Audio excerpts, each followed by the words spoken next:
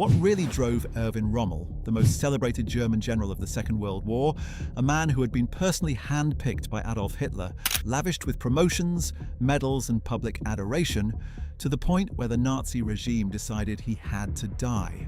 That is the question at the heart of one of the most extraordinary stories of the entire war. Because here is what makes the story of Erwin Rommel so uniquely gripping. This was not a disgruntled officer who had always opposed Hitler, not a closet resistor who had spent the war secretly working against the regime. This was Hitler's favorite general, the man whose photograph hung in the Führer's own office, the officer so admired by his enemies that Winston Churchill stood up in the House of Commons in the middle of the war and called him a great general. And yet in October 1944, two SS generals arrived at Rommel's home in Herrlingen, in the quiet hills of southern Germany, and gave him a choice: take the poison they had brought with him or face trial for high treason. A trial that would destroy his family, strip his son of his military career, and end with Rommel hanging from a meat hook in a Nazi prison. He chose the poison. The regime gave him a state funeral and told the world he had died of his wounds. It was one of the most elaborate lies of the entire Nazi era. And to understand why it happened, to understand the real reason Rommel turned against Hitler, you have to go back to the very beginning, to the son of a school teacher from the Swabian countryside of Germany, who discovered in the trenches of the First World War that he possessed a truly extraordinary gift for war. In this video, we will find out the full story. So, without further ado, let us begin. Erwin Johannes Eugen Rommel was born on November 15, 1891, in Heidenheim an der Brenz, a small town in the Kingdom of Württemberg in southwestern Germany. He was the second of 5 children born to Erwin Rommel Sr., a secondary school headmaster, and Helene von Loos, the daughter of a local government president. The Rommel family was solidly middle-class, educated and Protestant, with no particular military tradition to speak of. The elder Rommel was a quiet, studious man, and young Erwin inherited something of that careful, analytical temperament. As a boy, Rommel was not especially remarkable in his studies, but he displayed an unusual capacity for mechanical thinking, an interest in mathematics and engineering, and a physical tenacity that would define him for the rest of his life. He enjoyed long bicycle rides and dreamed for a time of becoming an aeronautical engineer. It was his father who suggested the military as a career path, seeing in his son the discipline and physical toughness that the profession would demand. In 1910, at the age of 18, Rommel entered the Royal Württemberg Infantry Regiment No. 124 as an officer cadet. He attended the Royal Württemberg Military Academy at Danzig, where he met Lucy Maria Mollin, a young woman of Italian and Polish descent, who would become his wife and remain one of the most important people of his life. In 1912, he was commissioned as a second lieutenant, and within 2 years, the entire world was at war. The First World War was the making of Erwin Rommel as a soldier, and it revealed the qualities that would define his entire military career. He was assigned to the Western Front in France in the opening months of the conflict, and almost immediately he began demonstrating the instincts that would later make him famous across the world. Rommel was aggressive by nature, always preferring attack to defense, always believing that speed and surprise could compensate for numerical inferiority. He had an almost preternatural ability to read the terrain and the enemy's intentions simultaneously, a gift for being in the right place at the right moment, and a physical courage that was absolutely extraordinary.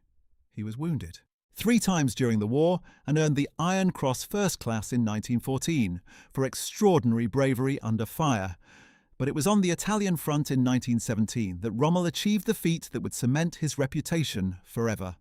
During the Battle of Caporetto in October and November of 1917, Rommel led a small force of roughly 600 German and Austro-Hungarian soldiers in a series of lightning infiltration attacks through Italian mountain positions.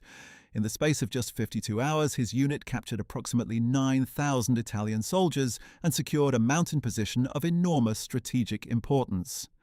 The Italian army at Caporetto suffered one of the most catastrophic defeats in the war's history, and Rommel's personal contribution to that disaster was recognized with Germany's highest military honor, the Pour le Mérite, the famous Blue Mac, which was awarded only to officers of exceptional valor. He was 26 years old. The experience of mountain warfare, the lessons of infiltration tactics, of bypassing strong points rather than attacking them directly, of maintaining momentum at all costs, would stay with Rommel for the rest of his military life. The interwar years were difficult ones for Rommel, as they were for much of the German officer class. The humiliation of Versailles, the political chaos of the Weimar Republic, the economic catastrophe of the Great Depression, all of these shaped the world in which he tried to build a peacetime military career. He served in various infantry roles, rose slowly through the ranks, and in 1929 was assigned to the infantry school at Dresden as an instructor. It was a role that suited him perfectly. Rommel was a gifted teacher, able to distill complex tactical problems into clear, practical lessons that his students could immediately apply. He began writing down his experiences from the First World War, organizing them into a teaching text that would eventually be published in 1937 under the title Infantry Greift an, Infantry Attacks. The book was a detailed technical account of Rommel's First World War exploits, written with remarkable clarity and vividness, and it became an immediate success not just in Germany, but eventually in military circles around the world. Adolf Hitler himself read it and was deeply impressed. This book was, in many ways, the beginning of the fateful relationship between Erwin Rommel and the Nazi dictator. Hitler saw in the book a kindred spirit of sorts, a man who believed in boldness, in initiative, in breaking the established rules to achieve victory.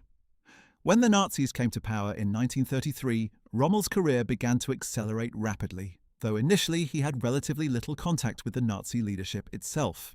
He was promoted to lieutenant colonel in 1933, to colonel in 1937, and in 1938 he was assigned as the commanding officer of the Führer Begleitkommando, the battalion responsible for guarding Adolf Hitler's personal headquarters during field operations. It was this assignment that brought Rommel into close proximity with Hitler for the first time, and the two men developed what can only be described as a genuine mutual admiration. Hitler recognized in Rommel something rare, a combat commander of exceptional instinctive ability who combined physical bravery with tactical intelligence, and who, crucially, had the common touch, the ability to inspire fierce loyalty in the ordinary soldiers under his command. Rommel, for his part, was genuinely impressed by Hitler in these early years. He shared the Führer's contempt for the cautious, hidebound thinking of the old Prussian military aristocracy. He admired Hitler's boldness, his willingness to take strategic risks that more conventional thinkers would never have countenanced. He was not, it should be said, a committed ideological Nazi. He was not anti-Semitic in the virulent, murderous sense that characterized the true believers of the movement. He was at heart a Swabian conservative who believed deeply in Germany, in military service and in personal honor. But in those early years he saw Hitler as a great leader, a visionary who was restoring Germany's strength and dignity, and this belief would take a long time and a great deal of suffering to die. When the Second World War began in September 1939 with the invasion of Poland, Rommel commanded Hitler's escort headquarters and observed the campaign at close range. He watched the Blitzkrieg in action, the coordinated use of tanks, motorized infantry, artillery and air power to punch through enemy defenses and drive deep into the enemy's rear before they could react. And he was electrified by what he saw. He immediately understood the potential of armoured warfare, and he lobbied Hitler directly for command of a panzer division. Hitler, who was already thinking of Rommel as one of his special pets among the military, agreed. In February 1940, Rommel was given command of the 7th Panzer Division, despite having no previous experience commanding armour. It was an extraordinary leap of faith. What followed would astonish the world. The German invasion of France and the Low Countries began on May 10, 1940, and within days Rommel's 7th Panzer Division had established itself as the most audacious formation on the battlefield. Rommel operated his division with a ferocity and a pace that left his superiors, his colleagues and his enemies equally breathless. His fundamental tactical philosophy was simple: never stop. Never give the enemy time to recover or reorganize. Drive forward with everything you have and accept the risks that come with that approach. The 7th Panzer Division moved so quickly and so unpredictably that its own army group headquarters frequently had no idea where it was. German soldiers, confused and exhilarated in equal measure, nicknamed it the Gespenster Division, the Ghost Division, because it appeared and disappeared from the battlefield like something supernatural. Rommel himself led from the front in a way that was almost reckless by conventional military standards. He drove in his command vehicle in the vanguard of his columns, making decisions on the spot, routing around obstacles rather than waiting for orders from above, crossing the Meuse River under fire in a scene of extraordinary personal courage. In the course of the 6-week campaign, the 7th Panzer Division advanced further and faster and captured more prisoners than any other German formation. By the time France signed the armistice, Rommel had already made himself the most talked-about divisional commander in the German army. And Hitler had noticed. In February 1941, Rommel was promoted to lieutenant general and given command of the newly formed Deutsches Afrika Korps, the German Afrika Corps, which was being sent to North Africa to bolster Germany's Italian allies, who were being dismantled by the British in Libya. It was this posting that would make Rommel a legend. The North Africa campaign would last from February 1941 to May 1943, and in its course Rommel would rise from a relatively junior general to one of the most famous soldiers in the world. The desert was, in many ways, the perfect environment for his particular brand of warfare. There were no civilians to consider, no forests or rivers to slow the armour, no fixed defensive lines that could not be flanked. The desert was a vast open space in which speed, surprise and tactical genius could dominate in a way that was impossible in the more constrained theatres of Europe. The Afrika Korps arrived in Libya in February 1941 with orders to stabilise the Italian position and conduct a limited defensive operation. Rommel immediately ignored these instructions. Before his forces had even fully disembarked from their transport ships, he was planning an offensive. On March 24, 1941, just weeks after his arrival, Rommel launched an attack that the British High Command had considered impossible. In the space of just 2 weeks, he drove the British back across the entire width of Cyrenaica, the eastern region of Libya, a distance of several hundred miles, capturing or killing several British generals in the process and laying siege to the port city of Tobruk, where an Australian garrison under Major General Leslie Morshead refused to surrender. This first dramatic offensive stunned everyone, including Rommel's own superiors. Field Marshal Walter von Brauchitsch, the commander-in-chief of the German army, was furious at Rommel for exceeding his orders. General Friedrich Paulus, the same Paulus who would later command the catastrophic German disaster at Stalingrad, was sent to North Africa specifically to rein Rommel in. Paulus came away from the visit deeply impressed and recommended that Rommel be given more resources rather than less. Meanwhile, on the British side, General Archibald Wavell, the commander of the British Middle East, could barely comprehend what had happened to his forces. He called Rommel the most dangerous German general on any front.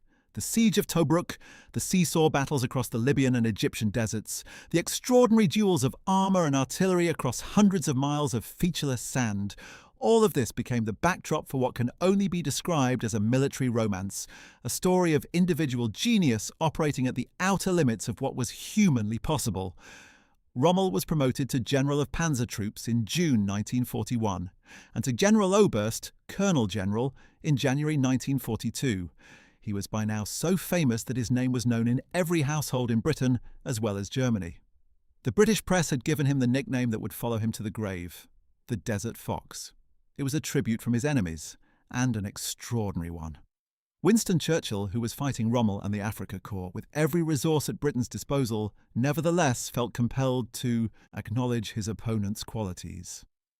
On January 27, 1942, Churchill stood up in the House of Commons and said, speaking of Rommel, "We have a very daring and skillful opponent against us, and may I say across the havoc of war, a great general." The remark caused a political storm in Britain, with members of Parliament accusing Churchill of boosting enemy morale. Churchill was unapologetic. He believed in giving credit where it was due, even to the enemy. And in truth, Rommel had earned every syllable of that tribute. What was the secret of his extraordinary tactical success? In large part, it was what military historians call Fingerspitzengefühl, literally fingertip feeling. The ability to sense through intuition the fluid dynamics of a battle, to feel where the enemy was weak, where he was about to crack, where a single sharp blow could split the entire line. Rommel had this gift in abundance, and he combined it with a physical endurance and a willingness to share the dangers of his soldiers that generated a loyalty bordering on devotion. But the campaign was never as one-sided as the legend sometimes suggests, and the German victories in North Africa came at a price that Rommel's superiors in Berlin were not always willing to pay. The Afrika Korps was perpetually undersupplied. Ships carrying fuel, ammunition, tanks and reinforcements were regularly sunk by the British Navy and Air Force, which had broken German naval codes and knew exactly when and where German supply convoys would be sailing. Rommel sent message after message to Berlin, to Rome, to Hitler himself, pleading for more supplies, more men, more tanks. The replies were always the same: promises that could not be kept, reassurances that rang hollow in the desert heat.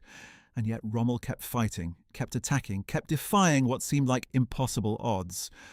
On June 21st, 1942, he achieved what was perhaps the single greatest triumph of his career, capturing the fortress city of Tobruk in a single day of fighting, taking over 33,000 British and Commonwealth prisoners in the process. The fall of Tobruk sent shockwaves through the British Empire. It was, said Churchill, the most humiliating British military defeat since the fall of Singapore earlier that year. In Berlin, Hitler was so delighted that he immediately promoted Rommel to the rank of General Feldmarschall, Field Marshal, making him at 50 years old the youngest Field Marshal in the German army. The news reached Rommel in the desert, and by his own later account, his first thought was that he would rather have had another division of soldiers than the promotion. It was a revealing remark. Rommel already knew in the summer of 1942 that the war in North Africa was moving beyond what his resources could sustain. He pushed on anyway, driving his forces east toward the Egyptian frontier, aiming for Alexandria, for the Suez Canal, for the oil fields of the Middle East that Hitler coveted. But at a small railway halt in the Egyptian desert called El Alamein, the advance finally stopped. The British Eighth Army, now commanded by General Claude Auchinleck, used the terrain, a relatively narrow corridor between the sea to the north and the impassable Qattara Depression to the south, to build a defensive line that Rommel could not outflank. For the first time in North Africa, the Desert Fox's greatest trick, the wide enveloping movement that turned the enemy's flank and drove into his rear, was unavailable to him. The First Battle of El Alamein in July 1942 was a grinding, attritional affair, and it stopped the German advance cold. Rommel was ill, exhausted, and running desperately short of fuel and ammunition. His forces had outrun their supply lines to the point of near collapse. He pulled back slightly and consolidated, but he knew that the decisive moment had passed. And then the British changed their commander. In August 1942, Churchill appointed General Harold Alexander as Commander-in-Chief Middle East and, crucially, gave command of the Eighth Army to a compact, bird-like, intensely self-assured general named Bernard Law Montgomery. And the war in North Africa changed completely. Montgomery was in many ways the polar opposite of Rommel. Where Rommel was intuitive, improvising, leading from the front, acting on instinct, Montgomery was methodical, careful, meticulous in his preparations, unwilling to attack until he was certain he had an overwhelming advantage in men, material, and logistics. Rommel found Montgomery deeply frustrating. He told captured British officers that Montgomery was a good general but overly cautious. German officers who had served against him described Montgomery as a commander who never gave us a chance. Both assessments were essentially correct. Montgomery's approach was not glamorous, but it was devastatingly effective against a German force that was being slowly strangled by lack of supply. The Second Battle of El Alamein opened on October 23, 1942, with one of the heaviest artillery bombardments of the entire war. Rommel was not even in Africa when it began.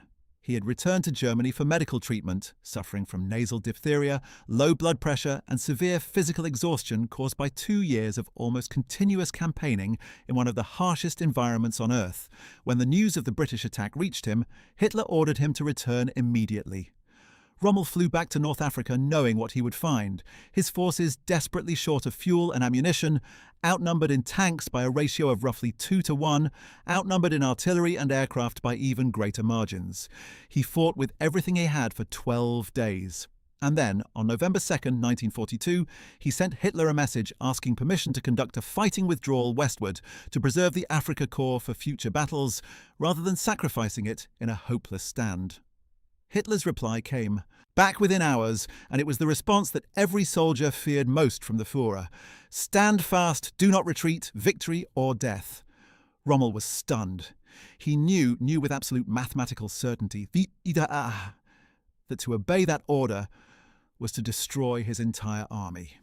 He agonized for 24 hours, then began the retreat anyway. He sent a message to Berlin, explaining his decision. Hitler was furious, but by then the retreat was underway and there was nothing to be done about it. This moment, this defiance of Hitler's direct order, was one of the first significant cracks in the relationship between the two men. But it was not yet the great rupture. Rommel still believed, or told himself he believed, that Hitler's order had been the product of misunderstanding the tactical situation on the ground rather than a fundamental flaw in the Führer's judgment. He would revise that assessment, slowly and painfully, over the months and years that followed. The end in North Africa came in May 1943. Rommel had by then been replaced in command of the Panzer Armee Afrika, renamed Army Group Africa, by General Hans-Jürgen von Arnim, and he had returned to Germany in March 1943 for what was supposedly temporary medical leave. He was never to return.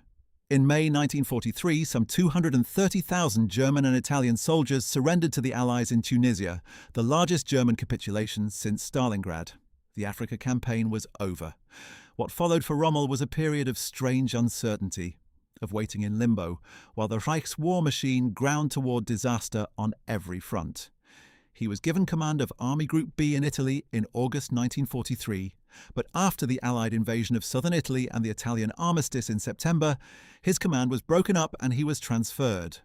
Then, in December 1943, he received the assignment that would bring the story of his relationship with Hitler to its dramatic and tragic conclusion. He was given command of Army Group B in France and the Low Countries, with specific responsibility for organising the Atlantic Wall defences against the Allied invasion that everyone knew was coming. The man tasked with stopping the greatest amphibious assault in military history was the same man who had once been Hitler's favourite, the hero of the desert, the poster child for everything the Nazi propaganda machine wanted to project about German military genius. He threw himself into the work with typical energy and conviction. He inspected hundreds of miles of coastline, ordered millions of additional mines to be laid, pushed for more obstacles on the beaches, argued with his superiors about strategy. And somewhere in the course of those grey, cold months in France, watching the Reich's defences and understanding with perfect military clarity how inadequate they were, watching the flood of Allied men and material building up across the Channel, reading the intelligence reports about the losses on the Eastern Front, hearing the murmured conversations of other officers who no longer bothered to hide their despair, somewhere in all of that, Erwin Rommel crossed a threshold from which there was no return. He began to talk to people he trusted, not about treason, not yet, but about the need for Germany to end the war before it was utterly destroyed. He spoke to his Chief of Staff, Major General Hans Speidel, a university-educated, thoughtful officer who was already deeply embedded in the resistance networks that were planning an attempt on Hitler's life. He spoke to Admiral Friedrich Ruger, the naval officer assigned to his headquarters, who shared his assessment that Germany was heading toward catastrophe. He met with Gerd von Rundstedt, the elderly, deeply experienced field marshal who commanded all German forces in the West, and the two men exchanged views that would have been considered treasonous by any true Nazi. Rundstedt, famously, had already answered the question of what to do about the war's direction in his characteristically blunt fashion. When asked by Field Marshal Wilhelm Keitel, Hitler's chief military staff officer, what should be done as the military situation deteriorated, Rundstedt had replied, "Make peace, you fools. Yet what else can you do?" The remark had cost him his command, but the sentiment was exactly what Rommel himself was feeling, and Rommel, characteristically, was willing to go further than Rundstedt. Where Rundstedt confined himself to despair and sarcasm, Rommel began to take steps that, had they become known to the Nazi security apparatus, would have resulted in his immediate arrest and execution. He began communicating through intermediaries with officers who were actively planning to assassinate Adolf Hitler. He allowed his name to be discussed, cautiously, carefully, always at one remove, as a possible leader of Germany after Hitler was removed. He was not the driving force behind the July 20th plot. He did not plant the bomb, did not plan the details of the assassination attempt, did not write the new government's proclamations. But he knew what was being planned, and he did not stop it. In the world of the Third Reich, where knowing about a conspiracy against Hitler and failing to report it was itself a capital crime, that was more than enough to condemn him. The Allied invasion of Normandy, Operation Overlord, began on June 6, 1944, the day now remembered simply as D-Day. It was and remains the largest amphibious assault in military history. 150,000 soldiers crossed the English Channel in a single day. supported by 11,000 aircraft and 5,000 ships. Rommel was not at his command post when it began. He had gone home to Germany to celebrate his wife Lucy's birthday and to see Hitler personally to press once more for additional panzer reserves. He raced back to France as soon as the invasion reports began flooding in. But by then the Allies were already ashore and fighting their way inland. In the weeks that followed, Rommel threw everything he had at the Allied beachhead, trying desperately to drive the invaders back into the sea. But the combination of Allied air power, naval gunfire, and the sheer volume of men and material pouring across the Channel made the task impossible. Every German armoured counterattack was shattered by Allied fighter bombers before it could get close enough to the beachhead to matter. Every reinforcement column that moved by day on French roads was bombed and strafed.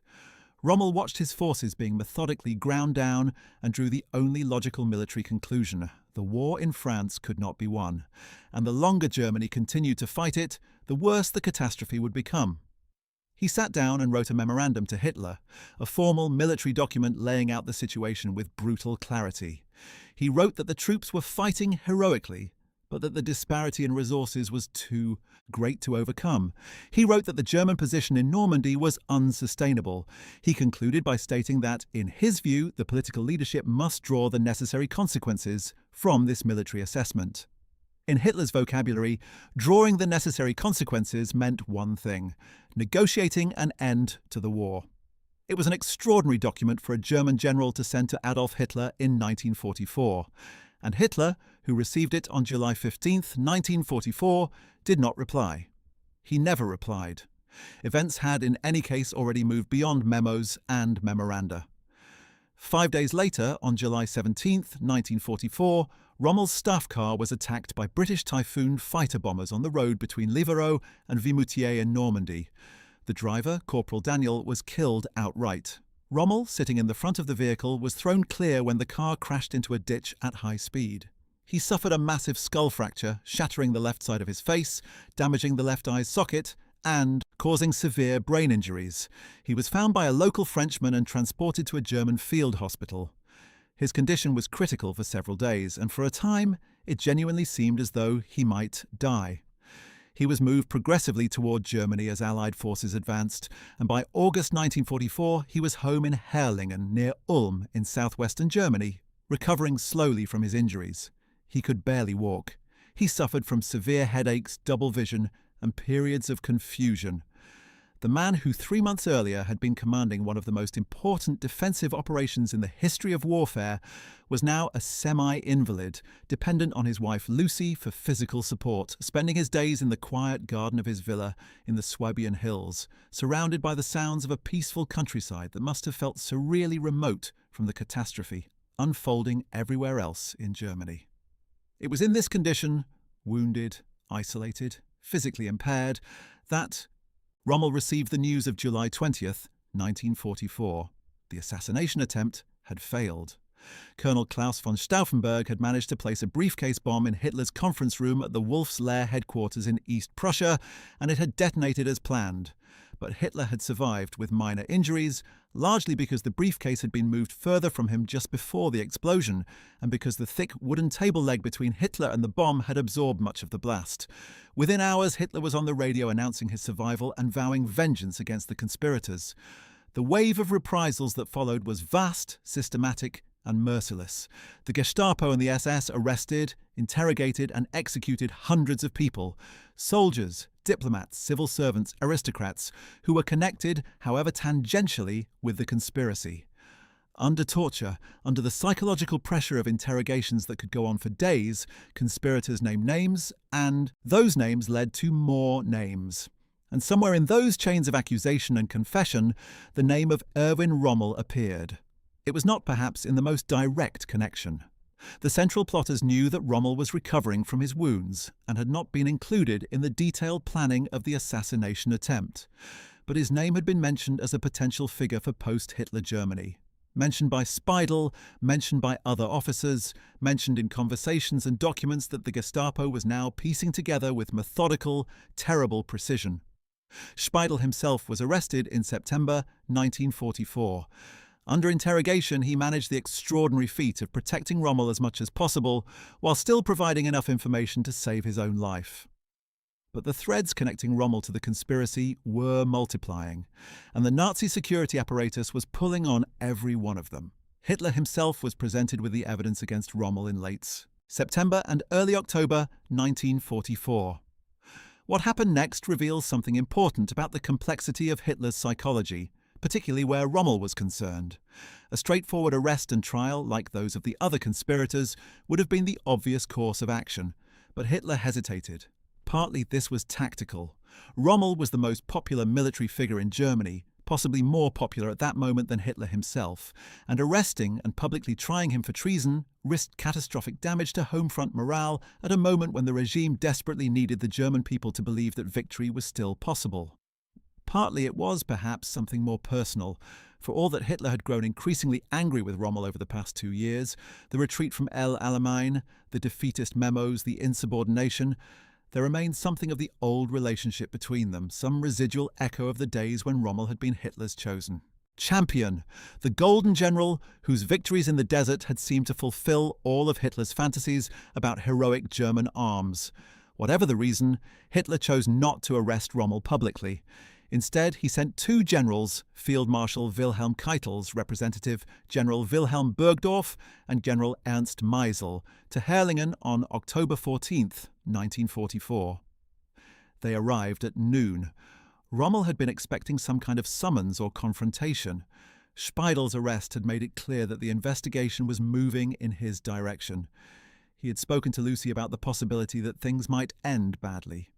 He had told his 15-year-old son Manfred, who was home on leave from the Luftwaffe Auxiliary Service, that there were dark possibilities ahead.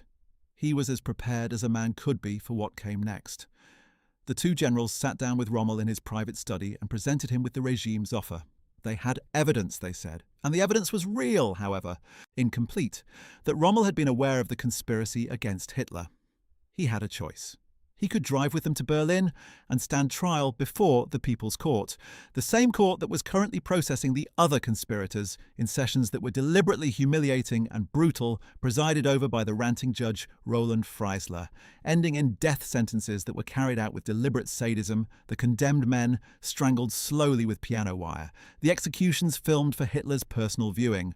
Or he could take the cyanide capsule they had brought with him, die at home within minutes, be declared a victim of his wounds from July, be given a state funeral with full military honours and have his family protected from reprisals. The choice was not a choice at all, in any meaningful sense, and all 3 men in the room knew it. Rommel asked for 15 minutes. He went upstairs and spoke to Lucy.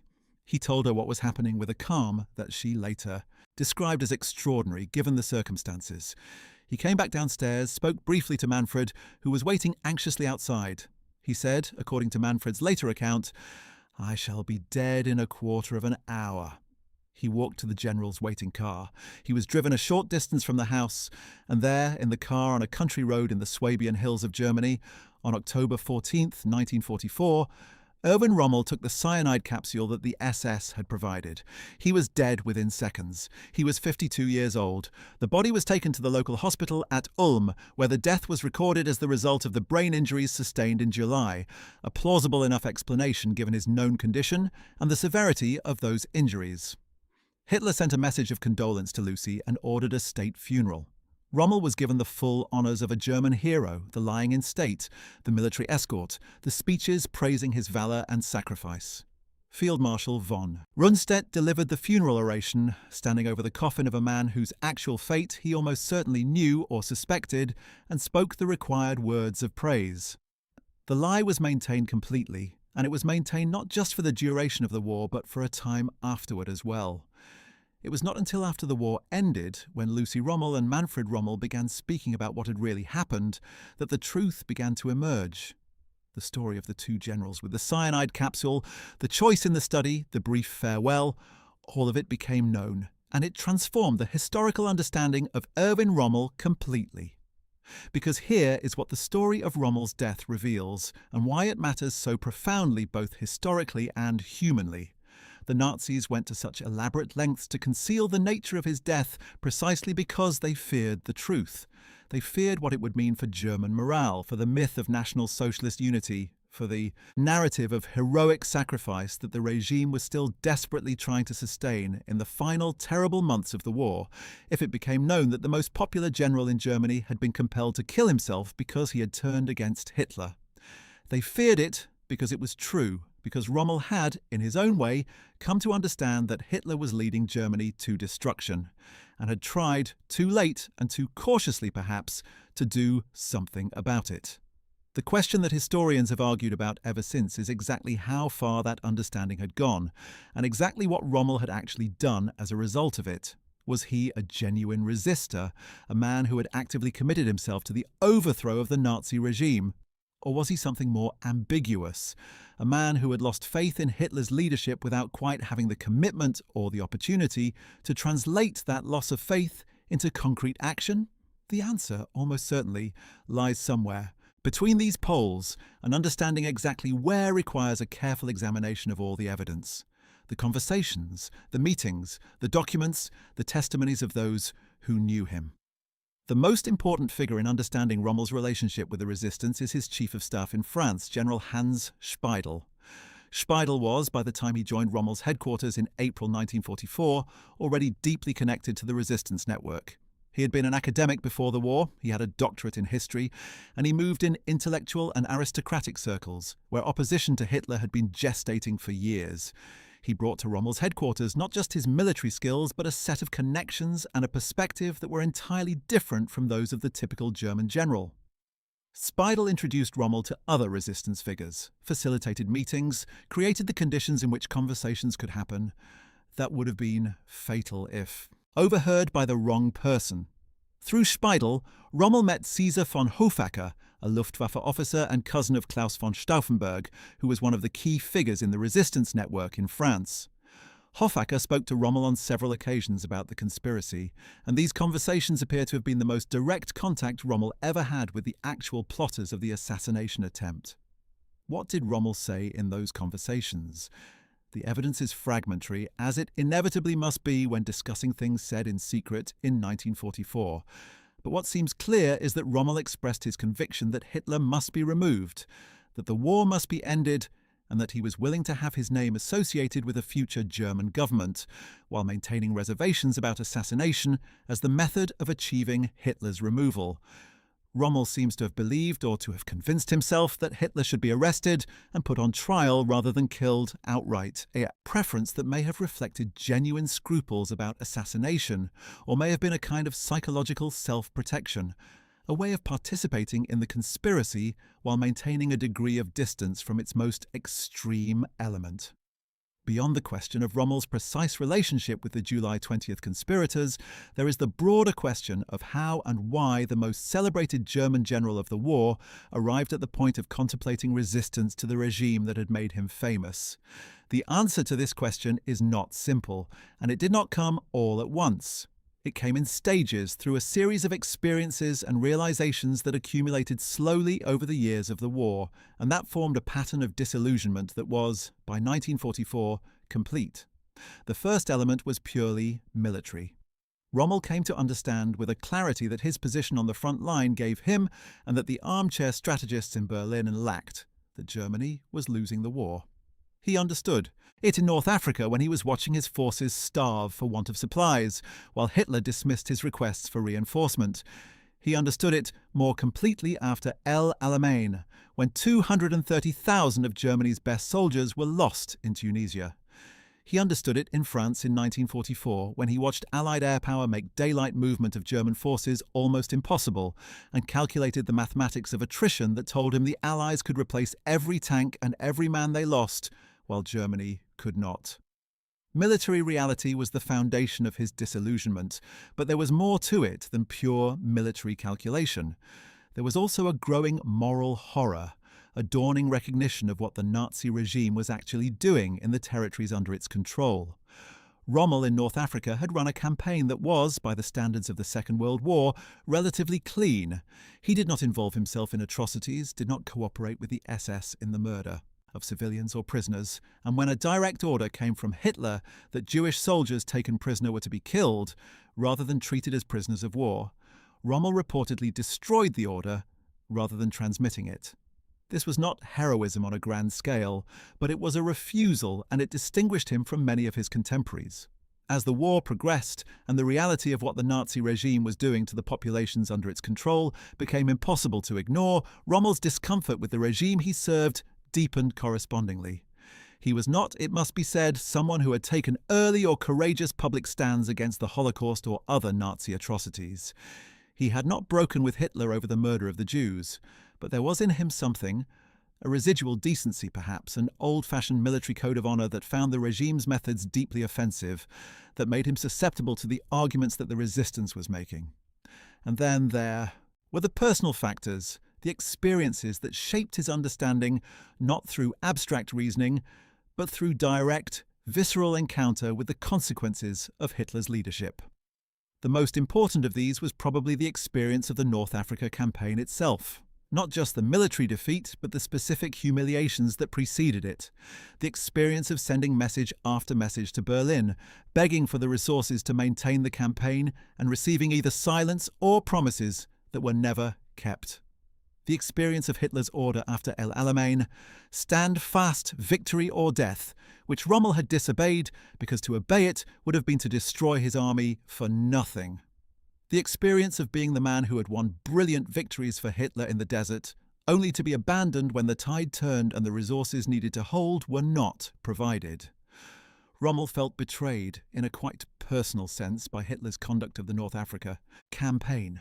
He had done everything that could have been done with the resources at his disposal, and the defeat he suffered was, in his view, a defeat produced by Berlin's failures rather than by his own.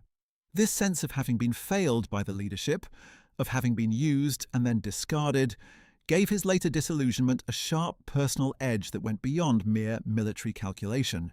He did not just think Hitler was losing the war. He thought Hitler was losing it badly, was refusing to hear military reality from the men who actually understood it, was making decisions that guaranteed catastrophe, rather than allowing his generals the freedom to find the best way out of an increasingly impossible situation. And this analysis was correct. It was the analysis that most of the senior German generals privately shared by 1944, even if very few of them were willing to act on it. The circle of officers who shared this analysis and were willing to move from private despair to active conspiracy was remarkably wide by the spring of 1944. The July 20th plot was the most significant of the various resistance efforts within the German military, but it was not the first and not the only one. There had been conspiracies and coup attempts, most of them failing for lack of a decisive moment or a key participant's last-minute loss of nerve, as far back as 1938, when a group of senior officers had planned to arrest Hitler if his brinkmanship over Czechoslovakia led to a war they believed Germany could not win. The Munich Agreement, which gave Hitler everything he wanted without a shot being fired, had neutralized that particular conspiracy by proving Hitler's opponents wrong, at least in the short term. Through the years of spectacular German victories from 1939 to 1942, the resistance had been marginalized by success. It is difficult to build a conspiracy to overthrow a leader who is winning, but by 1943, with the catastrophe of Stalingrad, the fall of Tunisia, the Allied invasion of Italy, and the relentless grinding Soviet counteroffensives on the Eastern Front, the calculus had changed completely. The conspirators now had not just moral arguments, but military reality on their side. The question was whether they could act before Germany was so completely destroyed that any post-Hitler government would have nothing left to negotiate with. The driving force behind the July 20 plot was Colonel Klaus Philipp Maria Schenk, Graf von Stauffenberg, and it is worth understanding something of his extraordinary character, because it illuminates, by contrast, the different quality of Rommel's involvement. Stauffenberg was a member of one of Germany's oldest and most distinguished aristocratic families, a Swabian Catholic of deep religious conviction and remarkable intellectual gifts who had begun the war as an enthusiastic professional soldier. He had served in Poland, France, and North Africa, where he had been catastrophically wounded in April 1943. He lost his right hand, 2 fingers of his left hand, and his left eye when his vehicle was attacked by Allied aircraft in Tunisia, almost exactly as Rommel would later be wounded in France. During his long recovery, Stauffenberg had undergone what can only be described as a moral revolution, a total reorientation of his understanding of what the war meant, what Germany was doing, and what his own obligations were. He emerged from that recovery convinced that it was his personal duty, his Catholic duty, his duty as a soldier and as a German, to kill Adolf Hitler, even though the assassination attempt would, in all probability, cost him his life. He was 36 years old. By July 1944, Stauffenberg had been appointed Chief of Staff to General Friedrich Fromm, the commander of the Reserve Army, which gave him both the security clearance and the physical access to Hitler's headquarters that the assassination attempt required.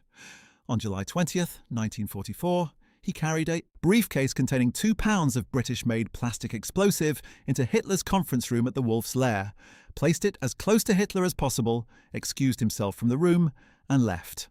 When the bomb exploded, he watched the smoke rising from the building and was convinced that Hitler must be dead. He flew immediately back to Berlin to begin implementing the takeover of the German government.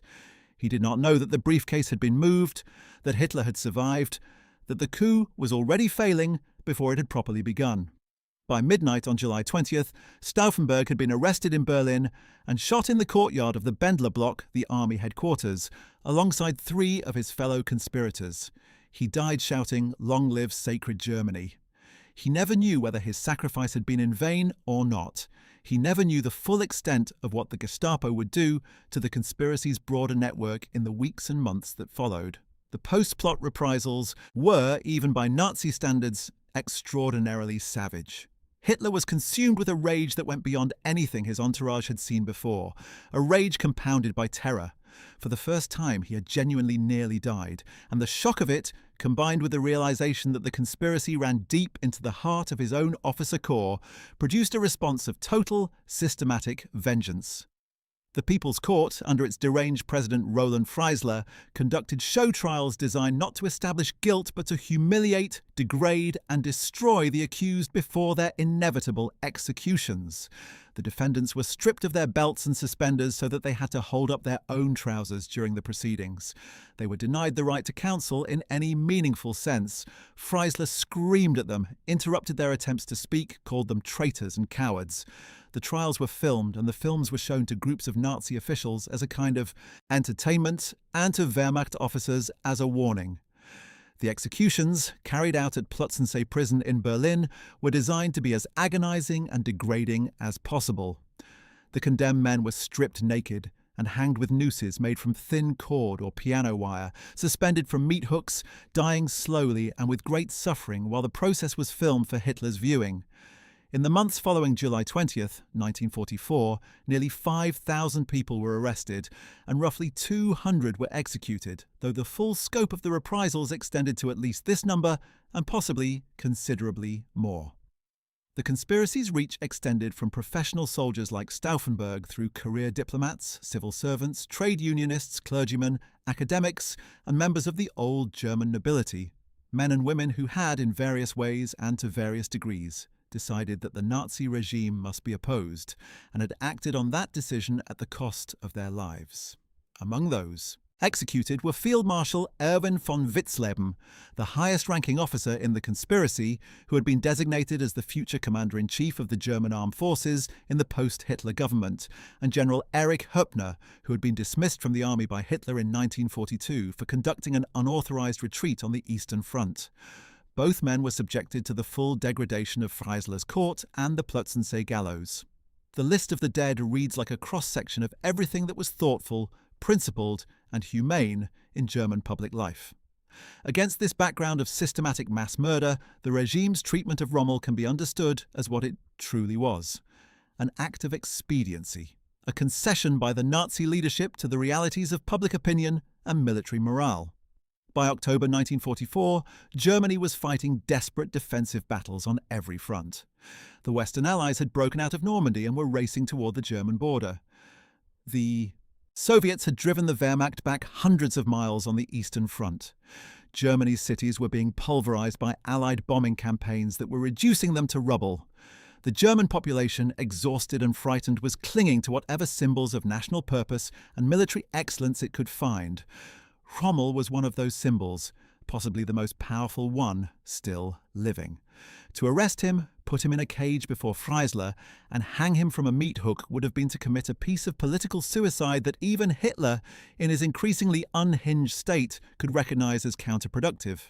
So instead, they gave him a cyanide capsule and a state funeral, and they told the nation that the Desert Fox had died of his wounds, a hero of the fatherland to the end, and most of Germany believed it. For a few months at least, the lie held.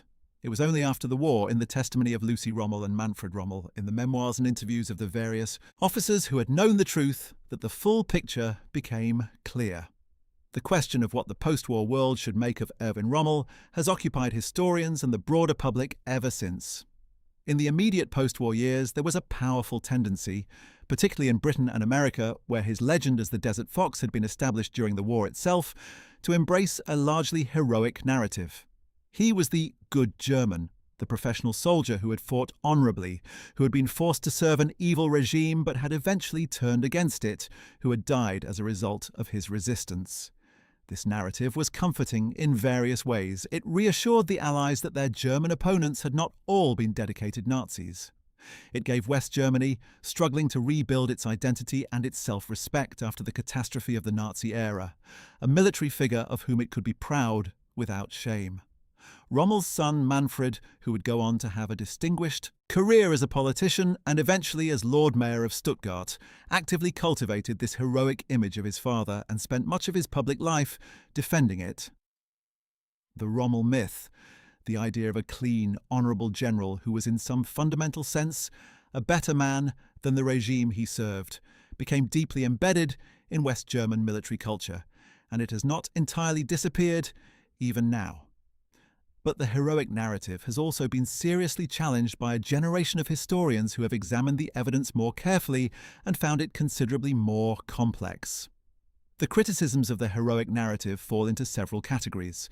The first is about the extent of Rommel's knowledge of Nazi crimes, the claim that he was somehow isolated from the reality of what the Nazi regime was doing, that he fought a clean war in North Africa, innocent of the Holocaust and the murderous policies being implemented in the occupied territories, is considerably overstated. Rommel served in a regime that was openly committed to racial murder. He received a direct order regarding the killing of Jewish prisoners of war in North Africa, and while he apparently refused to implement it, he also did not report it or protest it through official channels, which was the action that would have had any actual consequence.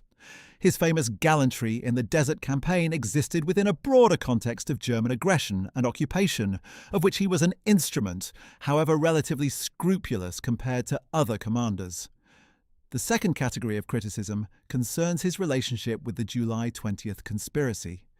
Even if we accept the most generous interpretation of his role, that he knew about and tacitly supported the plot while keeping a certain distance from its most extreme element, this still does not add up to a profile of heroic resistance. He came to his opposition to Hitler late, privately and cautiously.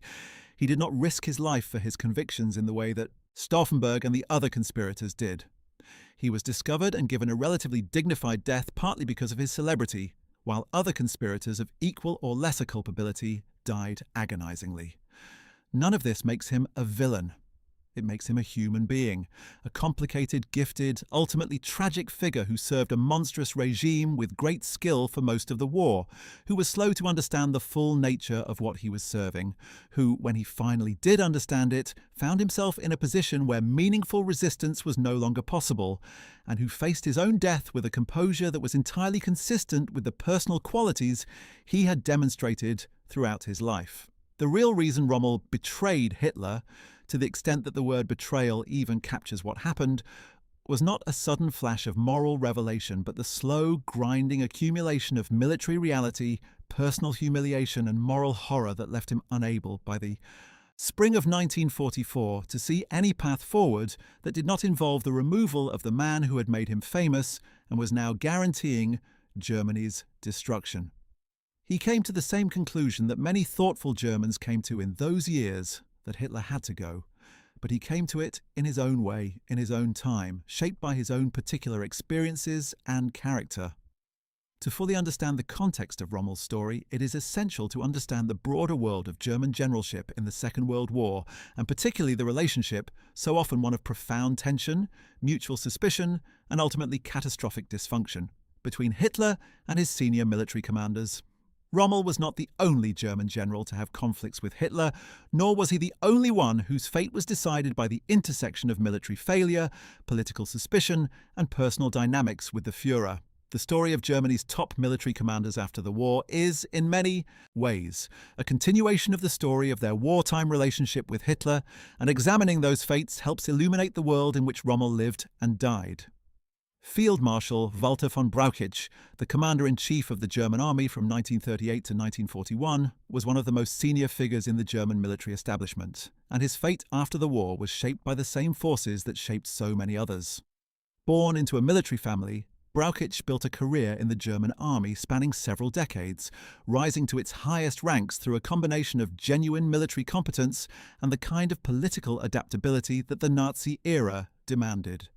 He oversaw the successful Blitzkrieg campaigns in Poland, France, and the Low Countries, and his strategic expertise in those early victories was significant. However, his tenure as commander-in-chief was fundamentally undermined by Hitler's increasingly direct interference in military operations, particularly during the invasion of the Soviet Union in 1941. Hitler's micromanagement removed from Brauchitsch the operational authority that a commander-in-chief requires to function effectively. The failure of Operation Typhoon, the attempt to capture Moscow before winter set in, brought matters to a head. Brauchitsch suffered a heart attack in November 1941, and in December of that year, Hitler used both the military failure and the health crisis as reasons to dismiss him. From that point on, Brauchitsch spent the remainder of the war in forced retirement at his estate, sidelined from any further military involvement. The end of the war found him in a dramatically changed situation. In August 1945, British forces arrested him on charges of war crimes.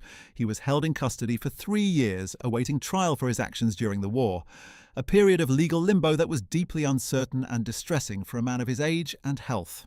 But fate intervened before the judicial process could run its course. On October 18, 1948, just as he was set to face prosecution, Walter von Brauchitsch died of pneumonia.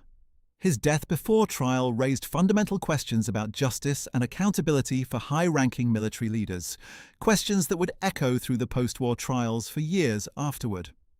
The man who had commanded Hitler's armies at their moment of greatest triumph would never have to answer for his actions in a court of law. Field Marshal Maximilian von Weichs had a military career characterized by both notable achievements and actions that sparked serious controversy. As a field marshal in the German army, he commanded the Second Army during major military campaigns, including the invasions of France, Yugoslavia, and the Soviet Union. His role in these operations brought him to the forefront of Nazi Germany's war machine. In 1944, he was appointed commander of the German forces in the Balkans, where his responsibilities included suppressing partisan resistance, movements in Yugoslavia and Greece. His tenure in the Balkans was characterized by brutal anti-partisan operations and widespread atrocities against civilians, a reflection of the increasingly desperate and brutal measures the German military employed in the later stages of the war. Weichs retired from his military duties on March 25, 1945, and was arrested by American troops in May of that year. The Nuremberg trials included Weichs among those to be prosecuted. Specifically, he was scheduled to participate in the U.S. Army's hostages trial, facing charges related to the suppression of partisans in the Balkans, charges that were deeply serious given the scale and brutality of the reprisals conducted under his command. In a surprising turn of events, Weichs was removed from the proceedings before being judged or sentenced. The official reason given was medical, and while his health was genuinely poor, the decision allowed him to evade prosecution despite his alleged involvement in serious wartime atrocities. He died on September 27, 1954, in Bonn, West Germany, at the age of 72, having escaped the full consequences of his wartime command decisions. Georg von Küchler's military career began in 1900 when he joined the German army as a young officer. Rising through the ranks over 4 decades, he gained experience during the First World War and continued his service during the interwar years, where he specialized in artillery, a specialization that gave him a deep understanding of fire support and the mechanics of modern offensive operations. Küchler's military career reached its peak during the Second World War, when he commanded the 18th Army and later Army Group North. His role in the invasion of the Soviet Union was significant. but it also planted the seeds of his eventual downfall, as his harsh military policies and involvement in atrocities would eventually catch up with him. He was promoted to Field Marshal in 1942, a recognition of his contributions to the German advance on the Eastern Front. By early 1944, however, with the Red Army making significant counter-offensives that were threatening to overwhelm German defensive positions, Küchler was relieved of his command by Hitler due to his failure to halt the Soviet advances. Hitler's tolerance for commanders who could not deliver victory was, by that stage of the war, essentially zero. During his retirement, von Küchler turned down an invitation to participate in the anti-Hitler movement, a decision that stands in interesting contrast to Rommel's eventual, if cautious, involvement. Whether this reflected ideological conviction, lack of personal knowledge about the conspiracy, or simple self-protective caution is not entirely clear. At the end of the war, Küchler was arrested by the American Army. Unlike some of his counterparts who escaped prosecution through death or diplomatic maneuvering, Küchler faced the consequences of his wartime actions directly. In the High Command trial, one of the Nuremberg follow-on proceedings conducted by American military courts, he stood accused of war crimes and crimes against humanity committed in the Soviet Union. The trial revealed the extent of his involvement in atrocities, including the murder of mentally disabled individuals in occupied territories and the catastrophic treatment of Soviet prisoners of war. During the proceedings, Küchler admitted to the harsh conditions in POW camps, but attributed them primarily to winter conditions, which he described as an act of God, a defense that the court found inadequate given the evidence of deliberate neglect and mistreatment. He also claimed that the army had exaggerated POW mortality rates to receive more supplies, a claim that the prosecutors rebutted with documentary evidence. Despite these attempts to mitigate his responsibility, the court found him guilty and sentenced him to 20 years in prison. However, his time behind bars was significantly shortened when his sentence was reviewed and reduced to 12 years in 1951. In February 1953, Küchler was released from prison, having served less than a decade for crimes that had resulted in the deaths of thousands of people. He went on to live with his wife in the Garmisch region of Bavaria and passed away in Garmisch-Partenkirchen on May 25, 1968. Wilhelm Ritter von Leb was a career military officer who had begun his service in the Bavarian army, rising through the ranks during the First World War with distinction, earning several medals including the prestigious Military Order of Max Joseph. This honour was so significant that it granted him a noble title, resulting in the addition of Ritter von, essentially Knight of, to his surname.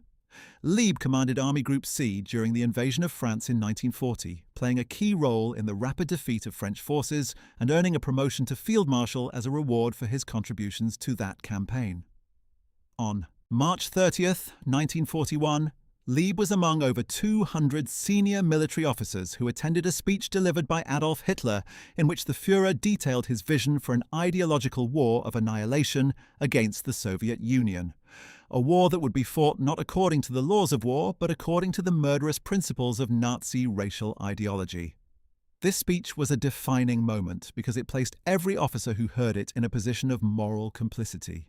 They knew what was planned, and none of them resigned in protest. During Operation Barbarossa, Lieb was assigned to lead Army Group North with the mission of advancing through the Baltic states and capturing Leningrad. His forces were implicated in war crimes against civilians, cooperating closely with SS Einsatzgruppen, responsible for mass executions, particularly targeting the Jewish population of the occupied territories. Lieb was also involved in transmitting the Barbarossa Decree, which authorized the killing of Soviet political commissars and the harsh treatment of Soviet prisoners of war, measures that violated fundamental principles of international law and resulted in the deaths of enormous numbers of people. On January 15, 1942, Lieb requested that Hitler either grant him autonomous command authority or relieve him of his duties. Hitler chose to relieve him, and Küchler took over as commander of Army Group North. Lieb was never given another command by Hitler. After the war, Lieb was tried in the High Command trial. Despite the serious allegations against him, the trial resulted in a surprisingly lenient outcome. His defense attorney portrayed him as a humane soldier who had not seen or transmitted criminal orders, arguing that the actions of his troops were a result of battle conditions rather than deliberate policy. The court convicted him of transmitting the Barbarossa Decree and its criminal application by subordinate units, but he received only a 3-year imprisonment sentence. a sentence that was effectively time already served. The judgment stated that no criminal order bearing his personal signature or stamp of approval had been introduced into evidence. This outcome exemplifies the complexities and, critics would argue, the inadequacies of the post-war trials, where some high-ranking officers received minimal punishment for actions that had resulted in the deaths of tens or hundreds of thousands of people. It is worth noting that despite his light sentence, Lieb had received substantial financial benefits from the Nazi regime, including secret gifts of 250,000 Reichsmarks and an estate valued at 660,000 Reichsmarks, indicating a level of personal complicity with and reward from the regime that went well beyond mere professional military service. After his release, Lieb returned to his estate in Hohenschwangau, Bavaria, and passed away following a heart attack in 1956. Paul Ludwig Ewald von Kleist came from a family with a centuries-long tradition of military service in the German and Prussian armies, a lineage that gave him both the instincts and the connections of the professional military caste. His career spanned both World Wars, and in the Second World War he was particularly recognized for his leadership during the early Blitzkrieg campaigns. He commanded the 1st Panzer Group during the invasion of France in 1940, leading the armoured thrust that drove through the Ardennes forest and across the Meuse River in the operation that proved decisive in the destruction of the Allied forces in France. This was the very operation that had been conceived by Erich von Manstein and initially rejected by the Army High Command, the same plan that Rommel executed so brilliantly at the divisional level. Kleist's contribution at the operational level was fundamental to its success. In 1941, Kleist was involved in Operation Barbarossa, commanding the 1st Panzer Army and leading some of the largest armoured engagements in military history. His forces encircled Soviet formations at Uman and Kiev, capturing hundreds of thousands of prisoners and inflicting enormous losses on the Red Army in the chaotic, catastrophic early months of the German invasion. These were extraordinary military achievements, but they took place within the context of a war of annihilation, in which the treatment of those prisoners was often murderous. Kleist's campaigns in the Soviet Union also revealed the limits of German military strategy, as logistical challenges and the brutal Russian winter gradually eroded the momentum that Blitzkrieg required to be effective. By 1942, when Kleist was appointed commander of Army Group A during the German offensive into the Caucasus, the campaign had the character of an overreach, an attempt to achieve objectives that the available forces could not sustain in the face of increasingly effective Soviet resistance. His forces were tasked with capturing the vital oil fields of the region, but the campaign faltered due to the overextension of German resources.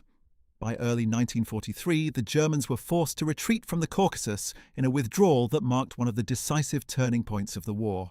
On March 30, 1944, after a series of retreats and failures that had exhausted Hitler's patience, Kleist was dismissed by the Führer and succeeded by Ferdinand Schörner, one of the most brutal and fanatical of all German commanders. Following the assassination attempt of July 20, 1944, the Gestapo implicated Kleist through his cousin's involvement in the Oster conspiracy, an earlier anti-Hitler network, and arrested him. Despite the arrest, he managed to avoid trial and was subsequently released, suggesting that the evidence against him was insufficient for a formal prosecution. After the war, von Kleist was captured by Allied forces and handed over to Yugoslavia, where he was sentenced to 15 years in prison for war crimes committed during the German occupation of Yugoslav territory. He was later extradited to the Soviet Union, where he faced a further trial for war crimes related to his commands on the Eastern Front. The Soviets sentenced him to 25 years in a correctional labor camp. His final years were spent in Soviet captivity, far from the estates and commands of his earlier life.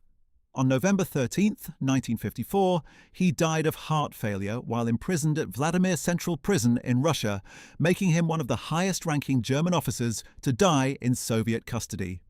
His death in a Soviet prison cell was, in its way, a fitting historical marker, the end of a career that had begun with brilliant victories and concluded with the catastrophic defeat and moral bankruptcy of the regime he had served. Wilhelm List had a career that followed a trajectory common to many senior German officers of his generation, a First World War veteran who remained in the reduced post-Versailles army, helping to modernize Germany's military capacity within the limitations imposed by the peace treaty, and who then rose to positions of great authority when the Second World War gave the Wehrmacht its opportunity to demonstrate the results of that modernization. With the outbreak of the war, List played a key role in the German invasion of Poland in 1939, and his success in that operation earned him Hitler's favour, resulting in his promotion to Field Marshal by 1940. One of List's most notable assignments was leading German forces during the Balkan Campaign in 1941, commanding the forces that executed the German invasions of Yugoslavia and Greece with remarkable speed and efficiency. The Balkan Campaign demonstrated the Wehrmacht's capacity for rapid, coordinated operations across difficult terrain against opponents who, while fighting with considerable courage, were simply too outgunned to resist the German military machine for long. However, List's involvement in the Balkans also connects him to the darker aspects of the war in that region. The German occupation of Yugoslavia and Greece was characterized by brutal repression, mass executions, and devastating reprisals against partisan fighters and civilian populations.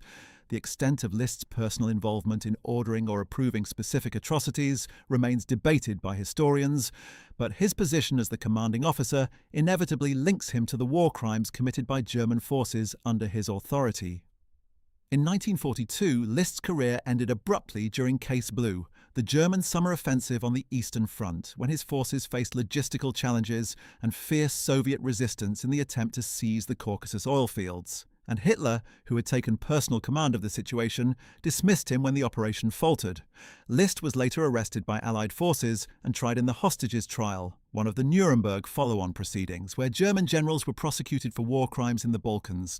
He was sentenced to life imprisonment in 1948, a sentence that reflected the gravity of the charges against him.